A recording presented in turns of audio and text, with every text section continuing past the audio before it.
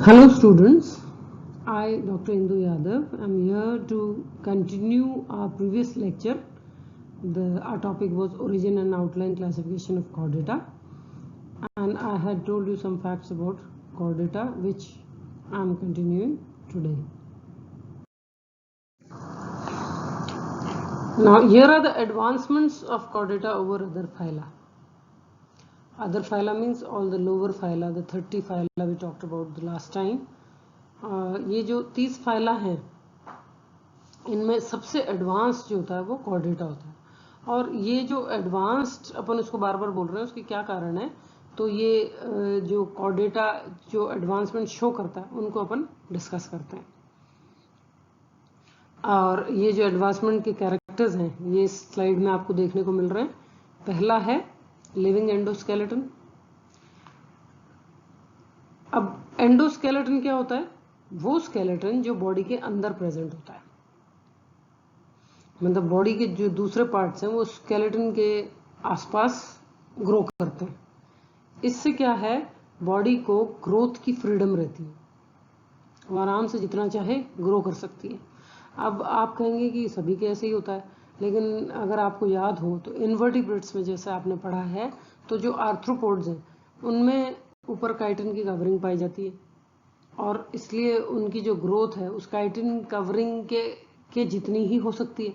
अगर उसको और आगे ग्रो करना है तो फिर जो काइटिन का कवर है वो उसका नया साइज उसको चाहिए होता है, और ये मोल्टिंग से होता है, ये ध्यान है आपको।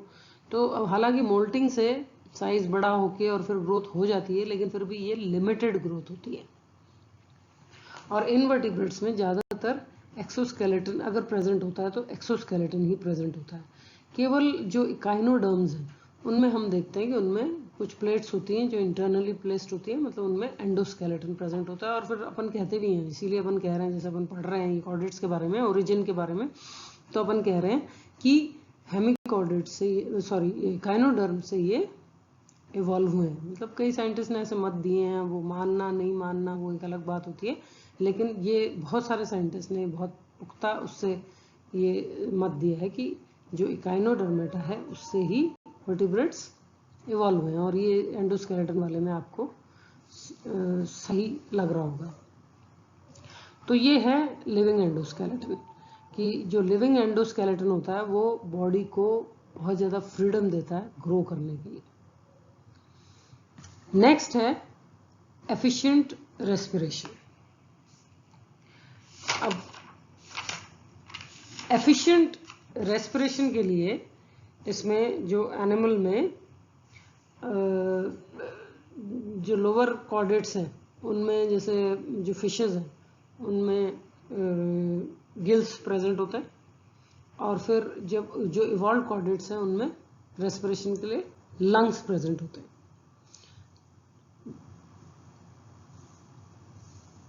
तो बड़े साइज के जो एनिमल्स हैं उनमें पानी में यदि वो रह रहे हैं तो गिल्स प्रेजेंट होती हैं रेस्पिरेशन के लिए।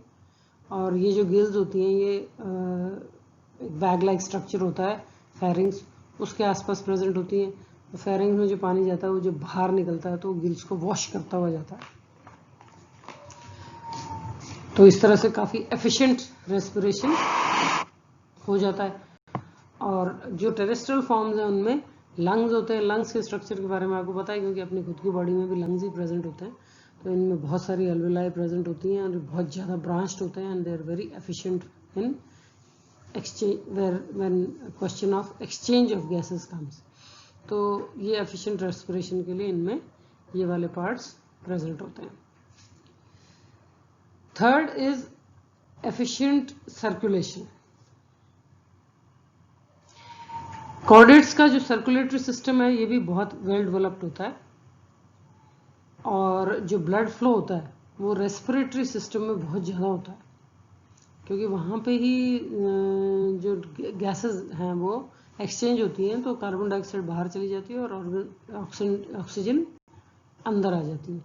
तो ये जो अंदर आती है, सर्कुलेटरी सिस्टम जब तक वहाँ पे नहीं पहुँचेगा तो वो जो अंदर आई हुई गैस है वो पूरी बॉडी में नहीं मूव कर पाएगी। तो ये जो सर्कुलेटरी सिस्टम होता है ये रेस्पिरेटरी ऑर्गन्स में बहुत ज़्यादा डेवलप्ड होता है। तो इस तरह से ये एफिशिएंटली काम करता है। लास्ट इसका पॉइंट है एडवांसमेंट्स ओवर नॉन कॉर्डेट्स, कि जो सेंट्रलाइज्ड नर्वस सिस्टम इसमें प्रेजेंट होता है। सेंट्रलाइज्ड नर्वस सिस्टम के साथ साथ इसका जो सेंसरी सिस्टम है, जो कॉर्डेट्स का सेंसरी सिस्टम है, ये भी बहुत ज़्यादा मॉडिफाइड होता है। मतलब नर्वस सिस्टम के अकॉर्डिंग इनका मॉडिफिकेशन होता है। और सेंट्रलाइज्ड नर्वस सिस्टम ज़्यादा डेवलप्ड होने से जो एनिमल की एक्टिविटीज़ हैं वो काफ़ी फास्ट और परफेक्ट होती हैं as compared to lower invertebrates. इसमें जैसे वर्टिब्रल कॉलम होता है, उसके अंदर जो इसका जो स्पाइनल कॉर्ड है वो प्रेजेंट होता है, और स्पाइनल कॉर्ड में से फिर इन टर्न बॉडी के डिफरेंट पार्ट्स में डिफरेंट नर्व्स निकलती हैं जो कि बॉडी को के पूरी बॉडी में सप्लाइड होती हैं, और वहाँ से स्टिमुलस डायरेक्ट वो स्पाइनल कॉर्ड को पहुँचाती हैं जो कि ब्रेन को स्टिमुलस पहुँचाता है, और फिर उस हिसाब से रिएक्शन तय होता है। तो ये जो सेंट्रलाइज्ड नर्वस सिस्टम है ये आपको कॉर्डेट्स में मिलेगा, ये लोअर जो एनिमल्स हैं उनमें देखने को नहीं मिलता है।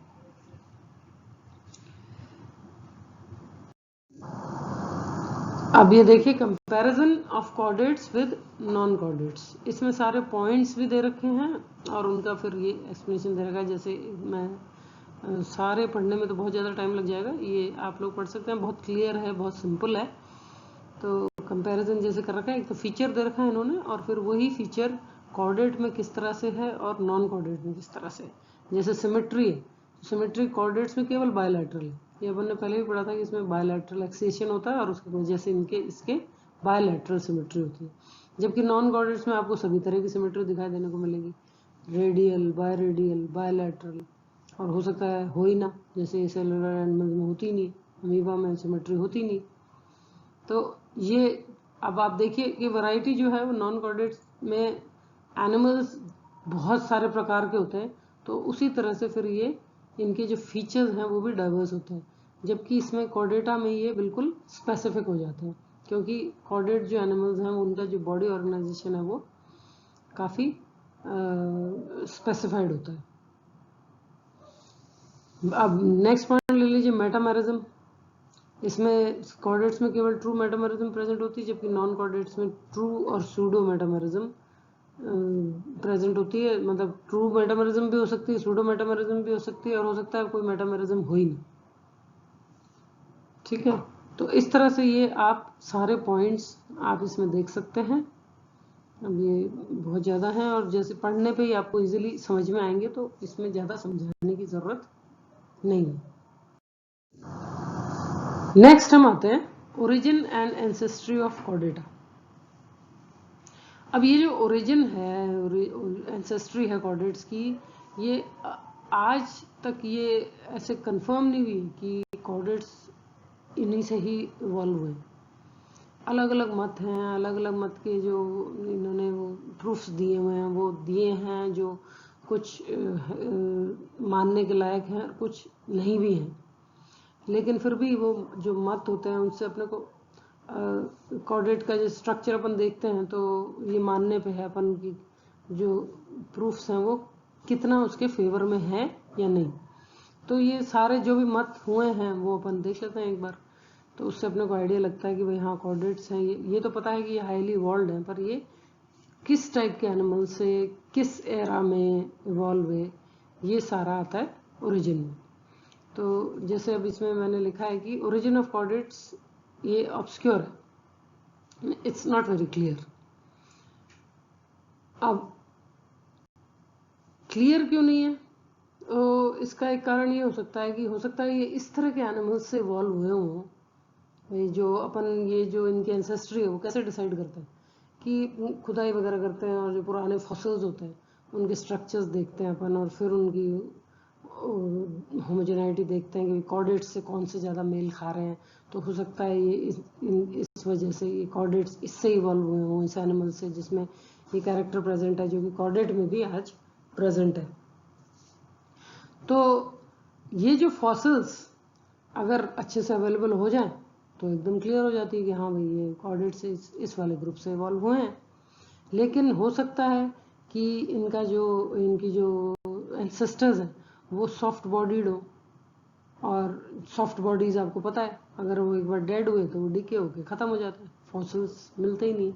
तो डेफिनेट फॉसिल रिमेन्स उन एनिमल्स के हो सकता हो ही ना, और इसलिए ये इसकी एंसेस्ट्री डिसाइड नहीं हो पाती है। ज़्यादातर साइंटिस्ट ये सोचते हैं कि जो कॉर्डेट का एवोल्यूशन है वो इकाइनोडर्मेटा से हुआ है। अब जैसे आपको आइडिया है कि नॉन कॉर्डेट्स होते हैं पहले और फिर उसके बाद कॉर्डेट्स आ जाते हैं। नॉन कॉर्डेट्स में जो हाईएस्ट फाइलम है वो इकाइनोडर्मेटा है, और इकाइनोडर्मेटा से फिर आते हैं, तुरंत शुरू हो जाते हैं कॉर्डेट्स। तो ऐसा मानते हैं कि इकाइनोडर्मेटा से इवॉल्व हुए हैं कॉर्डेट। इसका एक पुख्ता सबूत यह है कि जो इकाइनोडर्म का लार्वा है, इकाइनोडर्म का लार्वा और हेमिकॉर्डेट लार्वा, हेमिकॉर्डेटा तो आपको पता है प्रोटोकॉर्डेट्स में से एक क्लास है। प्रोटोकॉर्डेट्स जो होते हैं उनमें 3 तरह के एनिमल्स पाए जाते हैं, हेमिकॉर्डेटा, यूरोकॉर्डेटा और सिफेलोकॉर्डेटा। तो जो ये हेमिकॉर्डेटा की लार्वा है, टॉर्नेरिया लार्वा, तो बाइपिनेरिया और टॉर्नेरिया लार्वा में बहुत सारी सिमिलैरिटीज हैं। ये देखिए मैंने डायग्राम निकाले हैं, ये बाइपिनेरिया लार्वा है और ये टॉर्नेरिया लार्वा है। तो ये इसमें आप सिमिलैरिटी देख सकते हैं। जो ये इन लार्वा में बहुत ज़्यादा सिमिलैरिटी है। तो और आपको पता है कि ये जैसे कॉर्डेट्स का भी अपन देखते हैं, तो 3 अपने बेसिक फीचर्स किए थे, तो वो हो सकता है एडल्ट में ना प्रेजेंट हो पर कोई और स्टेज में प्रेजेंट हो। तो ये भी वही बात है कि ये जो लार्वल स्टेज है उसको कंपेयर करके अपन कह सकते हैं कि जो कॉर्डेट्स हैं, यानी जो हेमिकॉर्डेट का लार्वा है, it is quite similar to echinoderm larva. तो ये इसी से इकाइनोडर्मेटा से कॉर्डेट्स इवॉल्व हुए।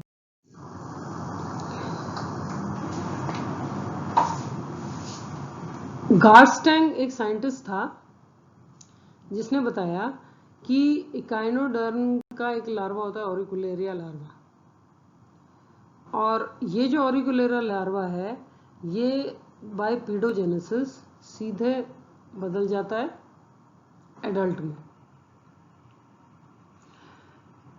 और हो सकता है कि कॉर्डेट्स का एवोल्यूशन इस तरह से हुआ हो। पीडोजेनेसिस तो आप समझते होंगे, पीडोजेनेसिस मीन्स जो लार्वा है, larval form of any animal, किसी भी एनिमल का यदि लार्वा फॉर्म एडल्ट की तरह एक्ट, मतलब वो एडल्ट में डेवलप नहीं होता, उसी स्टेज में वो एडल्ट की तरह एक्ट करने लग जाता है। एडल्ट की तरह एक्ट करने का मतलब कि वो उसी स्टेज में रिप्रोड्यूस करने लग जाता है, इसको हम बोलते हैं पीडोजेनेसिस।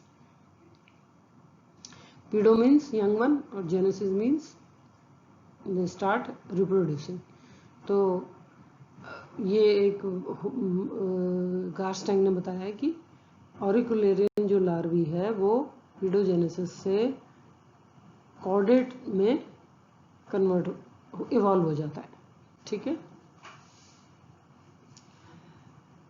अब ये साइंटिस्ट ने अपनी स्टडी से बताया कि ये जो कॉर्डेट्स हैं ये हो सकता है कि कैम्ब्रियन पीरियड में रहे हों या इससे पहले रहे हों, कैम्ब्रियन पीरियड से पहले रहे हों। अब कैम्ब्रियन और ये आगे नाम आएंगे, कैम्ब्रियन, ऑर्डोविशियन, सिल्यूरियन, डिवोनियन, ये जो सारे एराज हैं, जो पीरियड्स हैं, ये पेलियोजोइक एरा के हैं, और पेलियोजोइक एरा माना जाता है एरा ऑफ फिशेस। मतलब उस समय फिशेस बहुत फ्लरिश हुई थी, फिशेस का एवोल्यूशन हुआ था, और फिर उसके बाद पेलियोजोइक के बाद आता है मीजोजोइक, और मीजोजोइक के बाद आता है सीनोजोइक। तो जो मीजोजोइक था वो रेप्टिलियंस का टाइम था, और फिर जो सीनोजोइक था वो एव्स और मैमल्स का टाइम था। टाइम का मतलब उस समय वो ज़्यादा फ्लरिश हुए थे।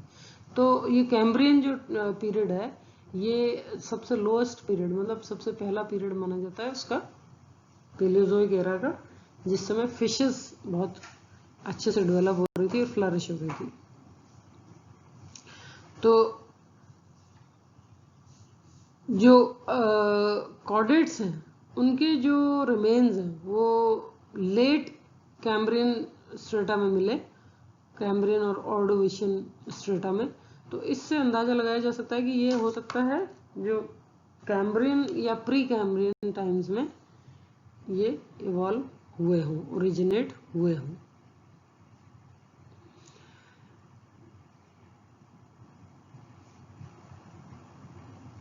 अब जो ये कुछ फिशेस जो हैं वो सिल्यूरियन टाइम में ज़्यादा इवॉल्व हुई थी और डिवोनियन टाइम में। और जो फिर बाकी जो पीरियड्स हैं, जैसे मैंने बताया ये आपको कि पैलेयोजोइक के बाद मीजोजोइक, मीजोजोइक में जो पीरियड्स हैं वो हैं ट्रियासिक, जुरासिक और क्रिटेशियस। तो उन टाइम में रेप्टाइल्स डेवलप हुए। और फिर उसके बाद जो सीनोजोइक एरा आता है उसमें दो टाइम्स स्पेसिफाइड है, टर्शरी और क्वार्टिनरी। और उस समय कौन से एनिमल्स फ्लरिश हुए? Birds and mammals. तो इस तरह से ये इनका ओरिजिन चलता है। और जो कॉर्डेट्स हैं इनका जो एवोल्यूशन ओरिजिन है वो माना जाता है कि ये कैम्ब्रियन टाइम से पहले का ओरिजिन है। अब हम आते हैं मेजर सब डिविजन्स ऑफ फाइलम कॉर्डेटा। अब मेजर सब डिविजन से मतलब ये है कि जो कॉर्डेट्स हैं ये कई तरीके से इनको डिवाइड किया है अलग अलग फीचर्स के हिसाब से। जो स्पेसिफिक स्ट्रक्चर्स और फीचर्स इनमें मिलते हैं उस हिसाब से जो डिवीजन है उसको कई प्रकार से समझाया गया है। कई प्रकार मतलब डिवीजन, जैसे टाइप्स ऑफ डिवीजन, जैसे आप नेक्स्ट स्लाइड में देखो, ये देखिए। अब जैसे protochordata, euchordata, this is one type of division. Then acrania, craniata, this next. Then agnatha, gnathostomata. ये सारे रेफर कर रहे हैं ये कॉर्डेट्स को ही, कॉर्डेट्स के ही डिवीजन है, लेकिन अलग अलग फीचर्स। जैसे प्रोटोकॉर्डेटा और euchordata means it depends on the presence of the notochord. Acrania, craniata, presence of the skull. Agnatha, gnathos, presence of jaw, presence और absence of jaw. Pisces and tetrapoda, जो इनके जो अपेंडेजेस हैं वो किस तरह से हैं। जैसे पाइसिस में फिन्स प्रेजेंट होती है, इसमें लिम्स प्रेजेंट होता है टेट्रापोडा में, इस हिसाब से। एनाम्नियोटा, एमनियोटा कि एनाम्नियोटा जिनमें एमनियन प्रेजेंट नहीं है और एमनियोटा जिनमें एमनियन प्रेजेंट है। ठीक है। तो this table is making it very clear कि जो डिविजन्स हैं, ये स्पेसिफिक कैरेक्टर्स मैंने आपको बता दिए, ये डिविजन नीचे लिखे हुए हैं कि पहला डिवीजन जो है वो सबफाइला और क्लासेस के आधार पर है। जो दूसरा डिवीजन है प्रोटोकॉर्डेटा एंड यूकॉर्डेटा। अच्छा, ये जो सबफाइला और क्लासेस के आधार पर जो डिवीजन है,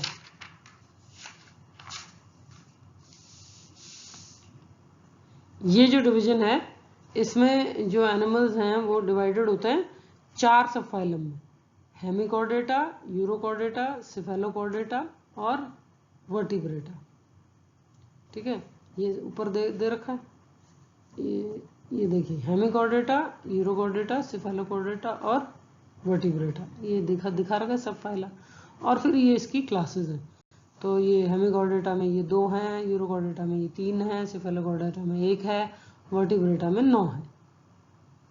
ठीक है, तो ये कितने हो गई? फिर ये जो डिवीजन है वो 1, 2, 3, 4, 5 एंड 6 ये दे रखे हैं यहाँ पे, 1, 2, 3, 4, 5 एंड 6।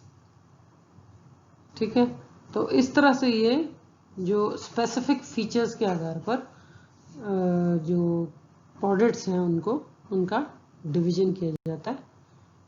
तो आज यहीं तक, अब नेक्स्ट टाइम कंटिन्यू करेंगे। Thank you and look forward to another lecture.